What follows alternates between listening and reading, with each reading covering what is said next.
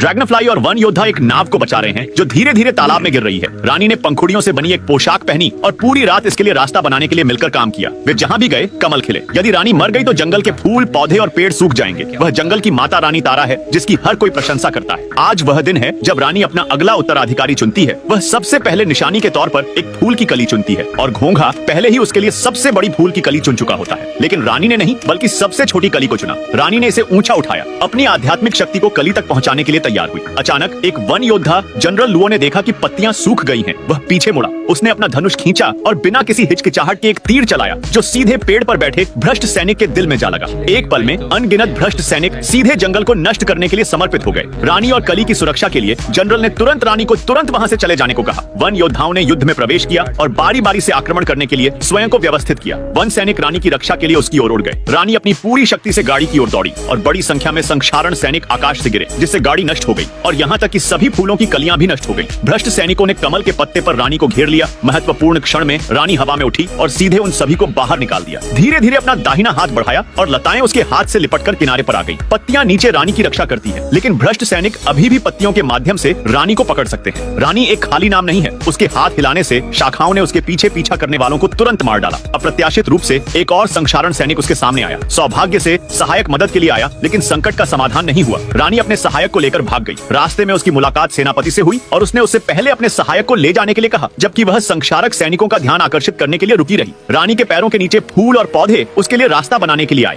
वह कूद पड़ी और सेनापति ने उसे पकड़ लिया, लेकिन तभी पता चला कि भ्रष्ट सैनिकों के पिता और पुत्र उसका पीछा कर रहे थे। हालांकि उन्होंने रानी को गोली नहीं मारी, लेकिन जनरल ने उनके विपरीत सीधे अपने बेटे को तीर से मार दिया। जब पिता ने यह देखा तो उसने तुरंत उसका पीछा किया। अप्रत्याशित रूप से रानी को भी एक तीर लग गया। सेनापति ने उसे बचाना चाहा, लेकिन तब तक बहुत देर हो चुकी थी। रानी धीरे धीरे गिर गई और एक मानव लड़की की आंखों के सामने से गुजर गई। पलक झपकते ही अंधेरा हो गया। वे जंगलों को नष्ट करने में माहिर हैं और उनके एक तीर से जंगल की रानी को गोली लगने के बाद उसे गलती से एक मानव लड़की ने देखा। उसने अविश्वास से अपने सामने जादुई योगिनी को देखा।